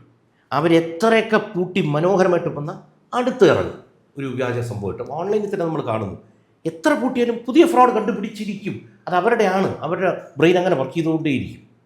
ഇതിനകത്ത് ഒരു പോസിറ്റീവ് നോട്ട് കാണുന്നത് വെച്ച് കഴിഞ്ഞാൽ എപ്പോഴും ഈ ബോർഡറിൽ തീവ്രവാദികളുടെ പ്രശ്നം നടക്കുന്നത് ബംഗ്ലാദേശിലും അല്ലെങ്കിൽ ഈ ബോർഡറിൽ, പാകിസ്ഥാൻ ബോർഡറിൽ നമ്മുടെ ആർമി ലൈവായിട്ട് നിൽക്കാൻ കാര്യം വെച്ചാൽ ഇത്തരം പ്രശ്നങ്ങൾ വന്നുകൊണ്ടിരിക്കുന്നത് ഇതിനെ അഭിമുഖീകരിച്ച് പുതിയ പാഠം പഠിക്കും. നമ്മൾ മറ്റ് രാജ്യങ്ങൾ വിളിച്ചു ചോദിക്കും, ഇങ്ങനൊരു പ്രശ്നം നടക്കും, ഇത് നിങ്ങളെങ്ങനെയാണ് കൗണ്ടർ ചെയ്യുന്നത്? അവർ ചോദിക്കും, ഞങ്ങളുടെ നാട്ടിൽ ഇങ്ങനെ ഹിൽ വാർ എങ്ങനെയാണ് ടെറൈൻ വാർ എങ്ങനെ, അവർ ഇന്ത്യ അടുത്താണ് ചോദിക്കുന്നത്. അതിങ്ങനെ നമ്മൾ പല രാജ്യങ്ങളിൽ സംസാരിച്ച് ഇത് കവർ ചെയ്ത് പോകാനേ പറ്റൂ. കൊതുകിനെ കൊല്ലുന്ന പോലെ അടിച്ച് കൊന്നാലും വീണ്ടും പുത്തനും പൊങ്ങി വരും. പക്ഷേ പറഞ്ഞ പോയിന്റോട് യോജിക്കുന്നു. അക്കൗണ്ടബിൾ ആയിരിക്കണം. Somebody should be made accountable. ഒരു വിഷയം നടന്നു, ഇതിനകത്ത് ആരാണ് മന്ത്രി എന്ന് വ്യക്തമാണ്. പക്ഷെ നടന്നതിന് നടപടി എടുത്തിരിക്കുന്നു. അപ്പോൾ നമ്മളിനി അടുത്തതിലോട്ട് പോവുക. പക്ഷേ ഈ പ്രൊട്ടസ്റ്റ് ഒരിടത്തും എത്തുന്നില്ല CJPയുടെ. അതൊക്കെ എങ്ങനെ, ആരാണ് ഇതിന്റെ പുറകിൽ നിന്നാണ്? ഇതൊരു വിദ്യാർത്ഥികളുടെ ഒരു സ്വാഭാവികമായ കൂട്ടായ്മയാണോ, അത് അതിന്റെ പുറകിൽ അല്ല, നമ്മളെ ഒന്ന് വിദ്യാർത്ഥികൾ തന്നെ പറയുന്നുണ്ടല്ലോ ഇൻ്റർവ്യൂവിൽ. അവിടെ നിൽക്കുന്നവരാരും വിദ്യാർത്ഥികളല്ല, അവരാരും നീറ്റിൽ പങ്കെടുത്തവരില്ല. അപ്പം ഇതാരാണിത്? ഒരു ന്യായമായ വാദമായിട്ട് നമുക്ക് പറയാൻ പറ്റും. അതായത് ഇപ്പൊ പരീക്ഷ എഴുതിയ വിദ്യാർത്ഥികൾക്ക് മാത്രമേ വരാൻ പാടുള്ളൂ. ഇല്ല, ആർക്ക് വേണം വരാം. അപ്പൊ അങ്ങനെ അല്ല, ഞാൻ അതല്ല പറഞ്ഞു. ആ വിദ്യാർത്ഥികളുടെ ആയിരുന്നു കൂട്ടായ്മ എന്ന് ചോദിച്ചപ്പോൾ വിദ്യാർത്ഥികളല്ലെന്ന് ഞാൻ പറയായിരുന്നു. ആർക്ക് വേണം വരാം. അതിനെന്താ? പലരും വന്നത് കാണാൻ വേണ്ടി വന്നവരുണ്ട്. ഇങ്ങനെ ഒരു പ്രകടനം നടക്കുന്നു, കാണാൻ വന്നവരുണ്ട്. അതിലൊന്നും തെറ്റില്ല. പിന്നെ ഇന്നിവിടെ പലരും എഴുതിയിരിക്കുന്നു, പല നടീനടന്മാർ പ്രതികരിച്ചിട്ടുണ്ട്. അതായത് അതിക്രൂരമായ സംഭവം, വെറുതെ നടന്ന വിദ്യാർത്ഥികളെ തല്ലിക്കൂട്ടി. ഇത് ഭാരതത്തിലെ വിദ്യാർത്ഥികൾ ഇങ്ങനെയാണ് ഹാൻഡിൽ ചെയ്യേണ്ടത്. പൊതുമുതൽ നശിപ്പിച്ചോ, പ്രൈവറ്റ് വാഹനങ്ങൾ നശിപ്പിച്ചോ, എന്തെങ്കിലും ചെയ്തോ? കംപ്ലീറ്റ് അക്രമം തുടങ്ങി വെച്ച് ആരാണെന്നുള്ള വ്യക്തമായിട്ട് വീഡിയോ ഉണ്ട്. ഇനിയിപ്പോൾ അടുത്ത വരുന്ന ദിവസങ്ങളിൽ വൻപിടുത്തമാണ് വീഴാൻ പോകുന്നത്. കാരണം ഇന്ന് ഈ ഫേസ് റെക്കഗ്നീഷൻ എന്നൊരു സാധനമുണ്ട്. ഒരിക്കൽ എവിടെയെങ്കിലും കിട്ടിക്കഴിഞ്ഞാൽ തീർന്നു. ഫിംഗർ പ്രിൻറ്റുകൾ മുഴുവൻ വാഹനങ്ങളിൽ നിന്ന് എടുക്കുന്നുണ്ട്. പെടാൻ പോകുന്നത് മുഴുവൻ ഇളക്കി വിട്ടവരല്ല. ഈ മോബ് സൈക്കോളജിയുടെ ഒരു പ്രത്യേകതയുണ്ട്. നിരപരാധികളായ ആൾക്കാർ ഇളകിപ്പോവും. വീഴാൻ പോകുന്ന മുഴുവൻ ഈ ഇളക്കി വിട്ടവരൊക്കെ രക്ഷപ്പെടുകയും ചെയ്യും. പിടിക്കപ്പെടും, അത് വേറെ കാര്യം. കാരണം വെച്ച് കഴിഞ്ഞാൽ, ഒന്ന്, അതീവ സുരക്ഷാ മേഖലയാണ് ഡൽഹി. 2, പാർലമെൻറ്റ് സെഷൻ നടന്നുകൊണ്ടിരിക്കുക. കേരളത്തിൻ്റെ ഉൾപ്പെടെ MP മാരുണ്ട്. സുരക്ഷാ പ്രശ്നം നിൽക്കുകയാണ്. അവിടെ ജാഥ നടത്താൻ അനുവാദം കൊടുത്തിട്ടില്ല. കംപ്ലീറ്റ് നിയമം ലംഘിച്ചിരിക്കുകയാണ്. പ്രധാനമന്ത്രിയുടെ വസതിയുടെ വളരെ അടുത്ത് വരെ എത്തിപ്പോയി. ഏറ്റവും കടുത്ത നിയമങ്ങൾ എടുത്തിട്ട് കഴിഞ്ഞാൽ പല ഉന്നത സ്ഥാനങ്ങളിൽ നിൽക്കുന്നവർ രാജിവെക്കേണ്ടി വരും, പല മുഖ്യമന്ത്രിമാർ ഉൾപ്പെടെ. അതിലോട്ടൊന്നും പോകില്ലായിരിക്കും, എനിക്കറിയില്ല. കൃത്യമായ വയലൻസും കൃത്യമായ പ്ലാൻ ചെയ്തും. അതിൽ പിള്ളേർ പറയുന്നുണ്ടല്ലോ, നേപ്പാൾ ആവർത്തിക്കും. അവർക്കറിയാത്തൊരു കാര്യമുണ്ട്. നേപ്പാൾ വേറെ, ബംഗ്ലാദേശ് വേറെ, ശ്രീലങ്ക വേറെ, ഇന്ത്യ വേറെ. India is A very powerful country. നമ്മുടെ പാരാമിലിറ്ററി ആൻഡ് മിലിറ്ററി ഫോഴ്സസ് എന്ന് വെച്ചാൽ അസാമാന്യ ശക്തിയുള്ളവരാണ്. ഇറങ്ങിക്കഴിഞ്ഞാൽ ഒറ്റ അടിക്ക് തീർക്കാവുന്ന സംഭവമാണ്. തെറ്റായ ധാരണ. ഭാരതം നമ്മൾ മറ്റ് രാജ്യങ്ങളെ വെച്ച് കമ്പയർ ചെയ്യരുത്. മറ്റ് രാജ്യങ്ങളുടെ സഹായം തേടി ഇവിടെ നമ്മൾ അൺട്രസ്റ്റ് ഉണ്ടാക്കരുത്. നമ്മുടെ പ്രത്യേകിച്ച് നിങ്ങളൊക്കെ വളരെ ചെറുപ്പം, അടുത്ത തലമുറയ്ക്ക് വേണ്ടി പലതും നമ്മൾ ചെയ്യണം. നമ്മൾ ഈ വികസിത രാജ്യങ്ങളിൽ പോയിട്ട് അവിടുത്തെ ട്രെയിൻ കാണണം, എന്ത് സുഖമാണ്, അവിടുത്തെ അത് കാണണം. ചേട്ടാ, ഈ നമ്മുടെ ഇന്ത്യയിൽ ഇതൊക്കെ വന്നുകൊണ്ടിരിക്കുകയാണ്. ഈ തല്ലി പൊട്ടിച്ചത് മുഴുവൻ എന്താണ്? ഞാൻ ചോദിക്കുന്നത്, ഈ വാഹനങ്ങൾ കത്തിക്കുന്നു എന്താണ് കാരണം? പെപ്പർ സ്പ്രേ പോലീസിൻ്റെ കണ്ണിലടിക്കുന്നതിൻ്റെ വീഡിയോ ഉണ്ട്. പോലീസിനെ പോയി അടിക്കുന്നതിൻ്റെ വീഡിയോ ഉണ്ട്. നിങ്ങളത് ആലോചിച്ചോണം. യൂണിഫോമിൽ നിൽക്കുകയാണ്. അതിന് ഏത് പാർട്ടി ചെയ്താലും, ഞാൻ നാളെ എൻ്റെ പാർട്ടിയാണെങ്കിൽ പോലും യൂണിഫോമിൽ നിൽക്കുന്നവരെ നമ്മൾ അങ്ങോട്ട് അറ്റാക്കാം. അൺലെസ് അവരടിക്കുമ്പോൾ പ്രതിഷേധത്തിൻ്റെ ഭാഗമായിട്ട് പലത് നടക്കാം. അങ്ങോട്ട് അറ്റാക്ക് ചെയ്യാൻ പാടില്ല. കാരണം എൻ്റെ ഫാമിലി യൂണിഫോം ഇട്ട ഫാമിലിയിൽ നിന്ന് വന്നവരാണ്. യൂണിഫോം ഇട്ട് നിൽക്കുന്നവരെ അങ്ങോട്ട് അറ്റാക്ക് ചെയ്യാൻ പാടില്ല, അവഹേളിക്കാൻ പാടില്ല. ഓഫ് കോഴ്സ് അങ്ങോട്ട് ഇവിടെ ലാത്തിച്ചാർജ് തുടങ്ങിയാൽ പലതും നടക്കും. ഇത് ഇൻസ്റ്റിഗേറ്റ് ചെയ്ത് ആരാന്ന് വളരെ വ്യക്തമായിട്ട് നമുക്ക് കാണാവുന്ന വീഡിയോ ഉണ്ട്. ഇവിടുത്തെ പല നടന്മാർ ചോദിക്കുന്നുണ്ട്, വെറുതെ നിന്ന് പിള്ളേർ ഇങ്ങനെയാണ് തല്ലിച്ചതയ്ക്കുന്നത്. ഭാരതത്തിൻ്റെ ഭാവിയല്ലേ? ഞാൻ ഭാരതത്തിൻ്റെ ഭാവി എന്ന് വെച്ചാൽ, എൻ്റെ വീട്ടിൽ ജെൻസി ഉണ്ട്, എൻ്റെ വീട്ടിൽ ബീറ്റ ജനറേഷൻ ഉണ്ട്, എല്ലാം കിടക്കുകയാണ്. അവർക്ക് നല്ലത് തന്നെ വരേണ്ടത്. പക്ഷെ വയലൻസ് ഒന്നിനും മറുപടിയല്ല. പ്രതിഷേധിക്കണം, ശക്തമായ രീതിയിൽ പ്രതിഷേധിക്കണം. നഡ്ഡാജിയെ പോയി കണ്ടല്ലോ 2 പേര്. അവർ സംസാരിച്ചതിനെ പറ്റി ഇവർ വെളിയൊന്നും പറയുന്നില്ല. പറഞ്ഞെന്താ, ഞങ്ങളുടെ ഫോൺ പിടിച്ചെടുത്തു. വീഡിയോ ഒന്നും കണ്ടോ? ഫോൺ കൈ വെച്ചോണ്ടിരിക്കുന്നത്. ഞാൻ അദ്ദേഹത്തെ കാണാൻ പോകുമ്പോൾ ഫോൺ വെളിയിൽ സറണ്ടർ ചെയ്തിട്ടാണ് നമ്മൾ പോകുന്നത്. അവർ VIP ആയിട്ടാണ് അകത്ത് കൊണ്ടുവരും, VVIP ആയിട്ട്. ഇത്രയും ചെയ്തു കൊടുത്തിട്ട് വെളിയിൽ നിങ്ങൾ കള്ളം പറയുന്നത് എന്തിനാണ്? ടൊവിനോ തോമസ് അദ്ദേഹം പറഞ്ഞിരിക്കുന്നത് എന്താണ് ഈ അക്രമത്തെപ്പറ്റി? എന്തെങ്കിലും ഒരു വാഹനം നശിപ്പിച്ചിട്ടുണ്ടോ, പൊതുമുതൽ നശിപ്പിച്ചിട്ടുണ്ടോ? ഒന്നുകിൽ അദ്ദേഹം എന്ത് അന്ധതയാണെന്ന് എനിക്കറിയില്ല. മത അന്ധതയാണോ, രാഷ്ട്രീയ അന്ധത, എന്തുകൊണ്ടാണ് അങ്ങനെ സംസാരിക്കുന്നത്? മറ്റേ നമ്മുടെ ജോജു, ഇതൊക്കെ നമ്മുടെ സഹോദരങ്ങളാണ്. ജോജു ഒക്കെ മറ്റേ മഹാരാജാസ് കോളേജിൽ സംസാരിക്കുന്ന ഒരു വീഡിയോ കണ്ടു. അടിയന്തരാവസ്ഥയെപ്പറ്റി സംസാരിക്കുന്നത്. അദ്ദേഹം കോൺഗ്രസ്സുകാരനാണ്. ഇത് അടുത്ത അടിയന്തരാവസ്ഥയാണ്. അപ്പോൾ അടിയന്തരാവസ്ഥ നടന്നിട്ടുണ്ടെന്ന് കുഴപ്പമായിരുന്നു പുള്ളി തന്നെ പറയുന്നുണ്ട്. ഞാൻ പറയുന്നത്, നല്ല രീതിയിൽ പ്രതിഷേധിക്കാം, നല്ല രീതിയിൽ. ഇതിൻ്റെ ഉദ്ദേശം വേറെയാണ്. ഡൽഹിയിൽ ഒരു പാർട്ടി ഇല്ലാതായിപ്പോയി. ആ പാർട്ടി തിരിച്ചു വരാൻ വേണ്ടി CJP എന്ന് പറഞ്ഞൊരു സംഭവത്തെ ഉണ്ടാക്കി വിട്ടു. അതങ്ങ് പൊളിഞ്ഞു പോയി, ഇത്രയേ ഉള്ളൂ. അവർ പഞ്ചാബിൽ മാത്രമേ ഇപ്പോൾ ഇരിക്കുന്നുള്ളൂ. ആ പാർട്ടിയും ഉണ്ട് എന്ന് പറയുന്നുള്ളൂ. കാരണം ഇന്നലെ കോൺഗ്രസ് ഓപ്പണായിട്ടുണ്ടായിരുന്നല്ലോ, ശ്രീ രാഹുൽ ഗാന്ധിയുടെ നേതൃത്വത്തിൽ അവിടെ ഉണ്ടായിരുന്നല്ലോ. അതെനിക്ക് തോന്നുന്നു പെട്ടെന്ന് കോൺഗ്രസ്സിന് അവരുടെ പ്രാധാന്യം നഷ്ടപ്പെടുന്നു എന്ന് കണ്ടപ്പോഴത്തേക്ക് അവർക്കും വന്ന് എന്തെങ്കിലും ചെയ്യണമെങ്കിൽ ഞങ്ങളിവിടെ ഉണ്ടെന്ന് അറിയിക്കണമല്ലോ. നമ്മൾ ഈ സംസാരിക്കുന്ന സമയത്ത് സംസ്ഥാന BJP വളരെ ഫണ്ട് തട്ടിപ്പ് വിവാദം വളരെ ആക്റ്റീവായിട്ട് നിൽക്കുന്നു. അതായത് ഒരു സംസ്ഥാന സെക്രട്ടറിയുടെ നേതൃത്വത്തിൽ ഒരുപാട് പൈസ പോകുന്നു, കൊടിയിൽ തട്ടിപ്പ് എന്ന് പറഞ്ഞ് ഒരുപാട് ആക്ഷേപങ്ങൾ വരുന്നുണ്ട്. BJPക്ക് പേരിൽ പ്രത്യേകിച്ച് മുൻകാലങ്ങളിൽ ഇപ്പോൾ കൊടകര കുഴൽപ്പണ കേസാണെങ്കിലും ഈ സാമ്പത്തിക ഇടപാടുകളുമായിട്ട് ബന്ധപ്പെട്ട് സംസ്ഥാന BJP പിന്നെയും കമ്മിങ് അണ്ടർ ഫയർ. എന്താണ് താങ്കൾക്ക് അതിനെപ്പറ്റി പറയാൻ? രണ്ട് തരത്തിലാണ് ആരോപണമാണ് വന്നുകൊണ്ടിരിക്കുന്നത്. ഒന്നും തെളിയിക്കപ്പെട്ടിട്ടില്ല. ആരോപണം വന്ന് തെളിയിക്കപ്പെട്ടിട്ടുണ്ടെങ്കിൽ ഏറ്റവും ശക്തമായ ശിക്ഷ കൊടുക്കണം, അവരെ പാർട്ടിയിൽ നിന്ന് പുറത്താക്കുക, എന്താണെന്ന് വെച്ചാൽ നടപടി പാർട്ടി എടുക്കും, യാതൊരു തർക്കവുമില്ല. കാരണം പാർട്ടിക്ക് അതിനുള്ള സംവിധാനമുണ്ട്. പക്ഷേ ഇതിലും ഒരു രസകരമായ കാര്യം വെച്ച് കഴിഞ്ഞാൽ ഇലക്ഷൻ ആകുമ്പോഴത്തേക്ക് നേരായ മാർഗത്തിലാണ് അല്ലാത്ത മാർഗത്തിലും എല്ലാ പാർട്ടികൾക്കും ഫണ്ട് വരാറുണ്ട്. പക്ഷേ ഒരു പാർട്ടിയുടെ കാര്യം മാത്രമേ ഇവിടെ പറയുന്നുള്ളൂ. മറ്റ് രണ്ട് പാർട്ടിയും ഈ കാര്യത്തിൽ വളരെ ക്ലീൻ ആയിട്ടാണ് പറയപ്പെടുന്നത്. അവിടെയാണ് ഈ ആരോപണത്തിന് ഒരു കഴമ്പില്ലാതായി പോകുന്നതും ഒരു പ്രാധാന്യം നഷ്ടപ്പെടുന്നതിന് കാര്യം വെച്ച് കഴിഞ്ഞാൽ മറ്റ് രണ്ട് പാർട്ടിയെ പറ്റി ആരും മിണ്ടുന്നില്ല. എല്ലാവർക്കും അറിയാം ഈ പറഞ്ഞിരിക്കുന്ന ഇത്ര ലക്ഷം രൂപയ്ക്കകത്തല്ല ഇവിടെ പ്രവർത്തനം നടന്നിരിക്കുന്നത്, എല്ലാവർക്കും അറിയാം. അതെന്തുകൊണ്ടാണ് മറ്റ് പാർട്ടികളെ പറ്റി ഒരു മാധ്യമങ്ങളിലും എഴുതുന്നില്ല? എഴുതട്ടെ, അപ്പോൾ നമുക്ക് ബാലൻസ് ചെയ്യും. ഇത് എല്ലായിടത്തും നടക്കുന്ന കാര്യമാണ്. അതുകൊണ്ടാണ് ഇങ്ങനെ ഒരു ആരോപണം വരുമ്പോൾ വെച്ചാൽ തെളിയിക്കപ്പെടാനും പറ്റുന്നില്ല.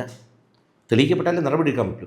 ഇവരാരും പോലീസിലൊരു പരാതി കൊടുക്കുന്നില്ല, കോടതിയിലോട്ട് പോകുന്നില്ല ഈ വിഷയങ്ങളിൽ. അവിടെയാണ് എൻ്റെ പ്രശ്നം വരുന്നത്. നമുക്കിവിടെ ഏത് സ്റ്റേഷനിലും പരാതി കൊടുക്കാം. ഈ BJPയിൽ ഇങ്ങനെ ഒരു സംഭവം നടന്നിട്ടുണ്ട്, ഇന്നതാണ് എൻ്റെ തെളിവ്. ഈ നേരത്തെ പറഞ്ഞ പോലെയാണ് ചില കുറേ കേസുകളൊക്കെ ഇൻറ്റേർണലി ഉള്ള റിഫ്റ്റുകളുടെ ഭാഗമായിട്ട് പുറത്തു വരുന്നതാവാം. ബാലൻസിങ് ആക്ട് നടത്തുന്നത് എന്തിനാണെന്ന് എനിക്ക് മനസ്സിലാകുന്നില്ല. എന്താ വെച്ചാൽ കോപ്പറേറ്റീവ് സ്കാം വരുമ്പോൾ CPM ഭരിക്കുന്ന പല കോപ്പറേറ്റീവ് ഇൻസ്റ്റിറ്റ്യൂഷൻസിനുമെതിരെ ശക്തമായ അന്വേഷണം നടക്കുന്നുണ്ട്. ഇപ്പോൾ BJPക്ക് എതിരെയുള്ള അലിഗേഷൻ വന്നു. ഇന്നലെ തൃശ്ശൂരിലെ BJPയുടെ മുൻ ഓഫീസ് സെക്രട്ടറി പരസ്യമായിട്ട് വന്ന് പറയുകയാണ് 25 കോടിയുടെ കള്ളപ്പണം വന്നു. BJPയുടെ ഒരു നേതാവ് എന്ന നിലയ്ക്ക് സ്വാഭാവികമായിട്ടും അതിനെക്കുറിച്ച് അല്ലേ താങ്കൾ റെസ്പോണ്ട് ചെയ്യേണ്ടത്? അവരും ചെയ്തിട്ടുണ്ട് എന്ന് പറയുന്നത് ഒരു ഓട്ടോപോട്രി അല്ലേ? കോൺഗ്രസ് ചെയ്തിട്ടുണ്ട്, CPM ചെയ്തിട്ടുണ്ട്, എന്നാൽ പിന്നെ ഞങ്ങൾക്കും ചെയ്യാം. കോൺഗ്രസും CPM ആണോ BJP? ചെയ്തിട്ടുണ്ടെന്നല്ല ഞാൻ പറഞ്ഞത്. ഞാൻ അവരുടെ ചെയ്തു എന്നും അല്ല പറഞ്ഞത്, ഇവിടെ ചെയ്തിട്ടുണ്ടെന്നും അല്ല പറഞ്ഞത്. ഞാൻ പറയുന്നത് അവിടെ നടക്കുന്നുണ്ടെങ്കിൽ ആരും പറയുന്നില്ല, ഇത് മാത്രം എടുത്ത് എഴുതുന്നു എന്ന് ഞാൻ പറഞ്ഞില്ല. ഞാൻ അവിടെ നടക്കുന്നു എന്നും പറഞ്ഞിട്ടില്ല, ഇവിടെ നടന്നു എന്നും പറഞ്ഞിട്ടില്ല. ഇപ്പോൾ ഇന്നലെ BJPയുടെ അദ്ദേഹം സംസാരിക്കുന്നത് ഞാനും കണ്ടു ഈ സംഭവം. എനിക്ക് അദ്ദേഹത്തോട് അപ്പം എനിക്ക് പരിചയമില്ല, നേരിട്ടുണ്ടെങ്കിൽ ഞാൻ പറയുന്നത് വെച്ചാൽ താങ്കൾ ഒരു പരാതി കൊടുക്കണം. കാരണം അദ്ദേഹത്തിന് തെളിവുണ്ടെന്നാണ് പറയുന്നത്. അദ്ദേഹം തെളിവുണ്ടെങ്കിൽ പരാതി കൊടുക്കണം. അല്ലല്ല, അവിടെയല്ല മുന്നേ ഞാൻ പറയുന്നത് പോലീസിൽ പോയി പരാതി പറയണം. സാമ്പത്തിക തിരിമറിയാണ് നടന്നിരിക്കുന്നത്, പോലീസിൽ പരാതി പെടണം. പിന്നെ കോപ്പറേറ്റീവ് സംഭവം, അതിനകത്തൊരു വിഷയം എന്ന് വെച്ച് കഴിഞ്ഞാൽ അത് പൊതുജനങ്ങളുടെ പണം എടുത്താണ് തട്ടിച്ചിരിക്കുന്നത്. ഇതിനകത്ത് അങ്ങനെയല്ല. ഇത് പറയുന്നത് പാർട്ടിയുടെ ഫണ്ട് വന്നു, ആ പൈസ എടുത്തു എന്നാണ് പറയുന്നത്. ഇത് നമ്മൾ വ്യത്യാസം കൊണ്ടാണ് ഞാൻ പറയുന്നത്. മറ്റേത് പൊതുജനങ്ങളുടെ പൈസ അവരടുത്ത് പറഞ്ഞ് കോപ്പറേറ്റീവ് ഇതിനകത്ത് കൊണ്ടുവന്നിട്ട് ആ പൈസയാണ് ഇപ്പോൾ പോയിരിക്കുന്നത്, മിസ്സായിരിക്കുന്നത്. ഇപ്പോൾ ഞാൻ പറഞ്ഞില്ലേ, എനിക്കിതിനകത്ത് BJP എന്നോ കോൺഗ്രസ് ഉള്ളതല്ല, തെറ്റാരും ഇതിലും തെറ്റ് തന്നെ, അതിൽ യാതൊരു തർക്കവുമില്ല. അപ്പോൾ ഞാൻ എപ്പോഴും പറയും, നമ്മളൊരു ആരോപണം വരുമ്പോഴത്തേക്ക് അതിനകത്ത് തെളിവുണ്ടായിരിക്കണം. അപ്പം ഞാൻ താങ്കളെ പറ്റി പറയുന്നത് ഈ വളരെ ഈസിയാണ്. നിങ്ങൾ കഷ്ടപ്പെട്ട് ഒരു പൊസിഷനിലെത്തിയതാണ്, ഞാൻ വന്ന് കുറേ ചെളിവാരിയിട്ടിട്ട് ഞാനങ്ങ് പോവുക, പിന്നെ നിങ്ങളുടെ പണിയായി തുടങ്ങി, അത് കഴിയുന്ന പണി. ഈ ഷൂട്ട് ആൻഡ് സ്കൂട്ടിൽ എന്തോരും പറയും, ആ ഒരു രീതിയിൽ അതിനോട് നമുക്ക് വിയോജിപ്പെടും. കാരണം ഇന്നിപ്പോൾ ഈ സോഷ്യൽ മീഡിയ ഉള്ളതുകൊണ്ട് അത് ഇറ്റ്സ് അനദർ തിങ്. അക്കൗണ്ടബിലിറ്റിയുടെ ഒരാൾ വന്നൊരു ആരോപണം ഉന്നയിച്ചിട്ട് എന്ത് ചെയ്യാൻ പറ്റും? പണ്ട് അങ്ങനെയല്ല, പേപ്പറിലൊക്കെ വരുന്ന ഒരു തെറ്റുണ്ടെങ്കിൽ തിരുത്തുവന്നിരിക്കും കാര്യമായിട്ട്. ഇന്ന് അങ്ങനെ ഒരു പരിപാടി പോലും ഇല്ലെന്ന്. അതുകൊണ്ട് ഞാൻ ഒന്നിനോട് വിയോജിക്കുകയല്ല. തെറ്റ് ആ രീതിയിലും തെറ്റ് തന്നെ. ഞാനിപ്പോൾ ഒരു പാർട്ടിയിൽ വിശ്വസിക്കുന്ന എൻ്റെ പാർട്ടി ചെയ്യുന്ന മൊത്തം ശരിയാണെന്ന് പറയാൻ പറ്റില്ല. എൻ്റെ പാർട്ടി ചെയ്യുന്ന ശരികളെ ഞാൻ പറയും. ചിലപ്പോൾ തെറ്റുകൾ ഞാൻ ചിലപ്പോൾ മിണ്ടാതിരുന്നും വരും, പക്ഷേ തെറ്റ് ശരിയാണെന്ന് ഞാൻ പറയത്തില്ല. ചിലപ്പോൾ ഞാനൊരു എന്താ പറയുക, പാർട്ടിയിലൂടെ വന്ന ഭയങ്കരമായൊരു ശക്തമായ പാർട്ടി പ്രവർത്തകൻ പോലെ ആ റൂട്ടല്ലായിരിക്കും. കാരണം നമ്മൾ വേറെ റൂട്ടിൽ നിന്ന് വന്നതുകൊണ്ടായിരിക്കാം ഇങ്ങനെ സംസാരിക്കുന്നത്. കാരണം ഇമോഷണലി അത്ര ഇതാവാൻ പാടില്ല പാർട്ടിക്ക്. BJPയുടെ ഒരു ഗ്രോത്ത് നോക്കിയാൽ ഇപ്പോൾ ഇന്ത്യയിൽ ബാക്കി എല്ലായിടത്തും BJPയുടെ കയ്യിലേക്ക് വന്നു കഴിഞ്ഞു. ഈവൻ ഇനിയിപ്പോൾ ബാക്കി എന്ന് പറയാൻ തമിഴ്നാടും കേരളവും മാത്രമേ ഉള്ളൂ. തെലുങ്കാന വലിയ ബുദ്ധിമുട്ടില്ലാതെ കിട്ടാൻ പോകുന്ന ഒരു സ്റ്റേറ്റാണ്. പക്ഷെ കേരളം ഇതുവരെ BJPയുടെ കയ്യിലേക്ക് വരുന്നില്ല. വളരെ ടഫായിട്ട് ഇപ്പോഴും ക്യാപ്ചർ ചെയ്യാൻ BJP പറ്റാതെ നിൽക്കുന്ന ഒരു സ്റ്റേറ്റാണ്. ഇവിടെ BJPയുടെ ഒരു ഗ്രോത്ത് എന്തുകൊണ്ടാണ് നടക്കാത്തത്? എങ്ങനെയാണ് അതിനെ വിലയിരുത്തുന്നത്? ഒറ്റ കാര്യം, ഫ്യൂച്ചർ ഈസ് BJP. അതെങ്ങനെ വരുമെന്ന് ചോദിച്ചാൽ കൃത്യമില്ല, മറുപടിയില്ല. കാരണം വെസ്റ്റ് ബംഗാളിൽ 10 വർഷം മുമ്പുള്ള തെരഞ്ഞെടുപ്പിൽ 3 സീറ്റാണ് കിട്ടിയത്.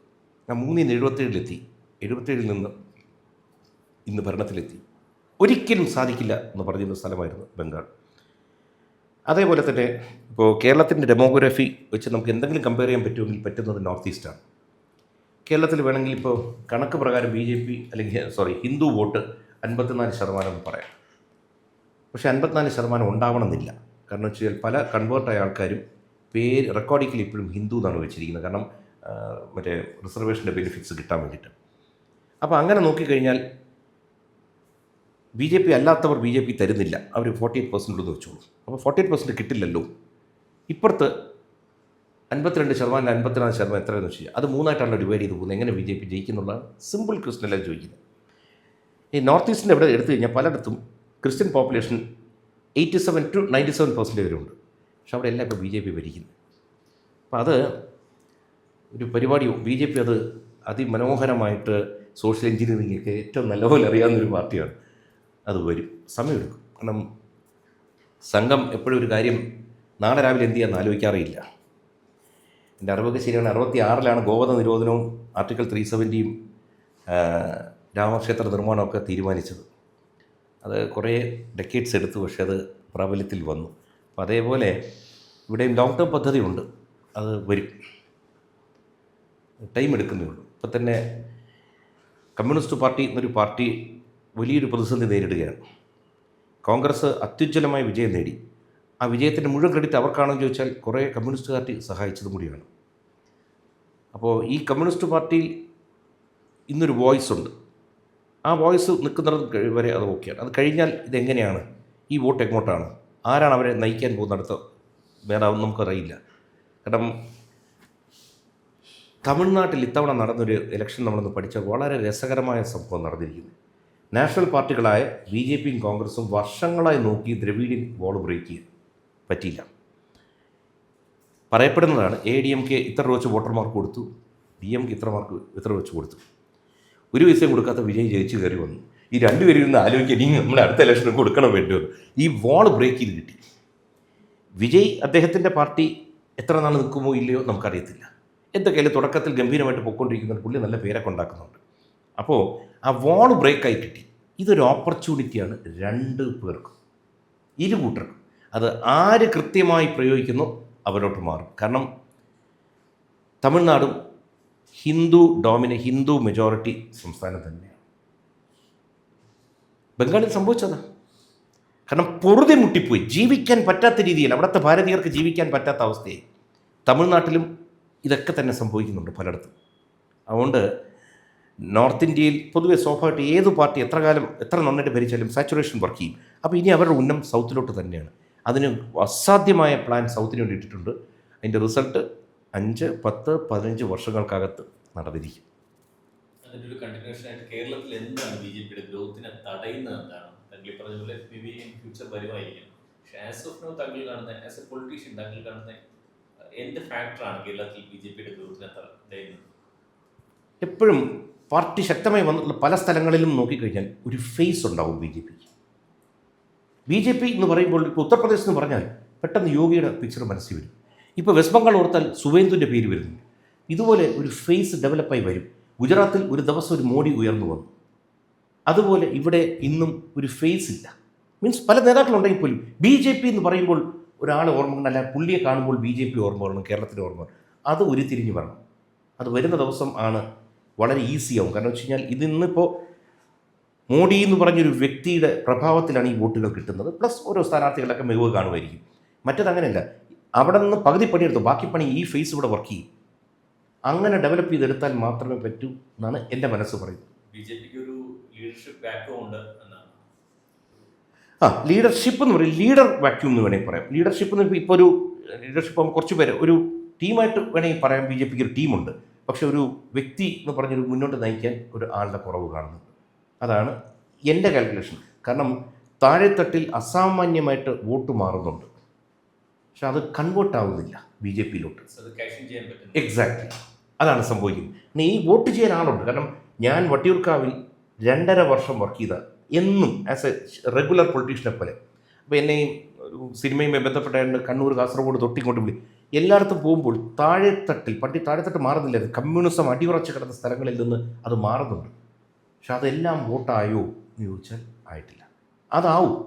അതിന് ഈ പറഞ്ഞ കുറേ ഘടകങ്ങൾ പെട്ടെന്ന് ഇതൊരു നാഷണൽ പാർട്ടിയാണ്. ഫോർ എക്സാമ്പിൾ, ഒരു ഹൈപ്പത്തറ്റിക്കലായിട്ട് സംസാരിക്കുക. പെട്ടെന്നൊരു പാർട്ടി ഭരണത്തിൽ വന്നാൽ 19 മന്ത്രിമാർ 20 മന്ത്രിമാരെ അതിനകത്ത് നിന്ന് കണ്ടെത്തണം. അതിന് പക്കത്തുള്ള ആൾക്കാർ വരണം. ഇപ്പോൾ തമിഴ്നാട്ടിൽ ഒരു പാർട്ടിയല്ല വന്നിരിക്കുന്നത്, ഒരു കൂട്ടം ആൾക്കാരാണ് വന്നിരിക്കുന്നത്. അതിനൊരു അപകടമുണ്ട്. അവിടുത്തെ എത്ര മന്ത്രിമാരെ പറ്റി അറിയാം? ഈ മന്ത്രിമാരുടെ ആരെങ്കിലും ഡ്യൂ ഡിലിജൻസ് നടത്തിയിട്ടുണ്ട്? ഇവരാരാണ്, എന്താണ്? വലിയ അപകടത്തിലോട്ട് ചെന്ന് ചാടാൻ അത് മതി. ആരും മോശമാക്കുകയില്ല, ആരും കുറ്റപ്പെടുത്തുക. അതൊരു ഫാക്റ്റാണ്. അതുകൊണ്ട് ചില കാര്യങ്ങൾ പെട്ടെന്ന് വരരുത്. നമുക്കതിനുള്ള പക്വതയിലോട്ട് വരണം. പഴുക്കണം. പച്ചയ്ക്ക് വെട്ടിവെച്ചാൽ അത് തല്ലി പഴിപ്പിക്കേണ്ടി വരും. അതുകൊണ്ട് ആ പഴുക്കാനുള്ള ഒരു പ്രോസസ്സ് നടക്കുക. ഒരു BJP പൊളിറ്റീഷ്യൻ എന്ന നിലയ്ക്ക് താങ്കൾ ഇത് എപ്പോഴെങ്കിലും പാർട്ടിക്കകത്ത് പ്രസന്റ് ചെയ്തിട്ടുണ്ടോ? പാർട്ടിയിൽ ഇങ്ങനെ ഒരു ലാക്ക് ഓഫ് ഫേസ് ഉണ്ട്, ഒരു മുഖമില്ല, എന്തെങ്കിലും അപകടമുണ്ട് എന്ന് താങ്കൾ എപ്പോഴെങ്കിലും പാർട്ടി ലീഡർഷിപ്പിനോട് പറഞ്ഞിട്ടുണ്ടോ? വളരെ കുറച്ച് മാത്രമേ പറഞ്ഞിട്ടുള്ളൂ. ഈ അടുത്ത കാലത്തും ഡൽഹി ചെന്നപ്പോൾ ഈ ഇലക്ഷനുമായി ബന്ധപ്പെട്ട് വിളിപ്പിച്ച് ചോദിച്ചപ്പോൾ അപ്പം നമുക്ക് തുറക്കാം. കൃത്യമായിട്ട് പറയേണ്ട കാര്യങ്ങൾ നമ്മൾ പറഞ്ഞു. കാരണം ഞാൻ ഇലക്ഷന് മുൻപ് ഒരു പ്രമുഖ നേതാവ് ഇവിടെ വന്ന് എയർപോർട്ടിൽ വെച്ച് ഞങ്ങൾ സംസാരിക്കുമ്പോൾ എന്നോട് ചോദിച്ചു, എത്ര സീറ്റ് വരെ കിട്ടാം? നിങ്ങളിനി വിശ്വസിക്കുമെന്നറിയില്ല. ഞാൻ പറഞ്ഞു 0 to 3. അതുകൊണ്ട് no we are expecting 8 seats, it may go up to 12 എന്ന് പറഞ്ഞു. അപ്പോൾ ഞാൻ പറഞ്ഞു, സാർ ഇതാണ് ഇങ്ങനെയാണ് ഇങ്ങനെ കാര്യം, എൻ്റെ കാര്യങ്ങൾ പറഞ്ഞു. പറയുന്നത് ശരിയോ തെറ്റോ? എന്നിട്ട് ഞാൻ പറഞ്ഞു, സാർ SIR നമ്മുടെ ഇവിടെ വർക്കാവില്ല, വെസ്റ്റ് ബംഗാൾ SIR വർക്കാവും. അപ്പോൾ എന്നെ വെച്ച് പോയി. ഇപ്പം ഞാൻ ഫോർ എക്സാമ്പിൾ ഇപ്പോൾ ട്രിവാൻഡ്രം സെൻട്രൽ മണ്ഡലത്തിൽ 45,000 വോട്ട് ഡിലീറ്റ് ആയെന്ന് വിചാരിക്കൂ. വെസ്റ്റ് ബംഗാളിൻ്റെ ഒരു മണ്ഡലത്തിലും ഇതേപോലെ ഡിലീറ്റ് ആയെന്ന് വിചാരിക്കും. അവിടെ അത് എഫക്റ്റീവ് ആവും. കാരണം കേരളത്തിൽ ഈ 45,000 വോട്ട് കഴിഞ്ഞ ഇലക്ഷനിൽ അൺപോൾഡായിരുന്നു. കാരണം മരണപ്പെട്ടവർ അല്ലെങ്കിൽ 2 അഡ്രസ്സുള്ളവർ ഇങ്ങനെ പോയി, അൺപോൾഡായിരുന്നു. അതേസമയം വെസ്റ്റ് ബംഗാളിലെ ഈ 45,000 വോട്ടും പോൾഡായിരുന്നു. മറ്റാരോ ഭാരതീയരല്ലാത്തവരോ ഇവിടുത്തെ കള്ള ഫേക്ക് ചെയ്തുകൊണ്ടവർ വോട്ട് ചെയ്തവരായിരുന്നു.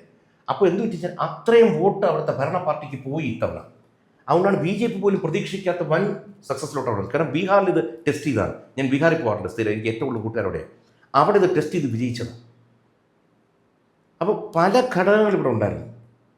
അതുകൊണ്ട് നമ്മൾ പറയാനുള്ള ചില കാര്യങ്ങൾ പോയിന്റ് ചെയ്ത് പറഞ്ഞു കൊടുക്കും. ഡെഫിനറ്റ്ലി നോട്ട് BJPയുടെ ഇപ്പോൾ എൻ്റെ പാർട്ടി എന്നുള്ളതല്ല, നമ്മൾ കൊടുക്കുന്നത് കൃത്യമായി രേഖപ്പെടുത്തും. നമ്മൾ വീണ്ടും വിളിച്ച് പലതും ചോദിക്കും, എക്സ്പ്ലനേഷൻ വരെ ചോദിക്കുന്നു. ഈ അടുത്ത കാലത്ത് ഞാൻ അവിടെ ഹെഡ്ക്വാർട്ടേഴ്സിൽ വരുമ്പോഴത്തേക്ക് ഇവിടെ വന്നിരുന്ന വ്യക്തിയായിട്ട് കുറേ നേരം അവിടെ സംസാരിച്ചു. പക്ഷെ ഞാൻ ആർക്കെതിരെയും നമുക്ക് അവിടെ വിദ്വേഷമോ അല്ലെങ്കിൽ കുറ്റം പറയാനോ ഉപയോഗപ്പെടുത്താതിരിക്കുക. നമ്മൾ ജെനുവിനായിട്ട് പറയുക, പേര് എടുത്ത് ആരുടെയും. കാരണം പറയാൻ വളരെ എളുപ്പം ഒരാളെ പറ്റി കുറ്റം പറയാൻ. നമ്മളെ ചുമതല ഏൽപ്പിക്കുമ്പോൾ നമ്മൾ ഇതിനേക്കാൾ മോശമായി പോയി ചിലപ്പോൾ എന്നാണ് എനിക്ക് തോന്നുന്നത്. നമുക്ക് കഴിവുകളുണ്ടായിരിക്കാം. അതുകൊണ്ട് BJPക്ക് എന്താണ് ആവശ്യം അത് പറയും. അതിനപ്പുറത്തോട്ട് ഇന്നാണ് മോശം, ഇന്നാണ് നല്ലതെന്നൊന്നും പറയില്ല.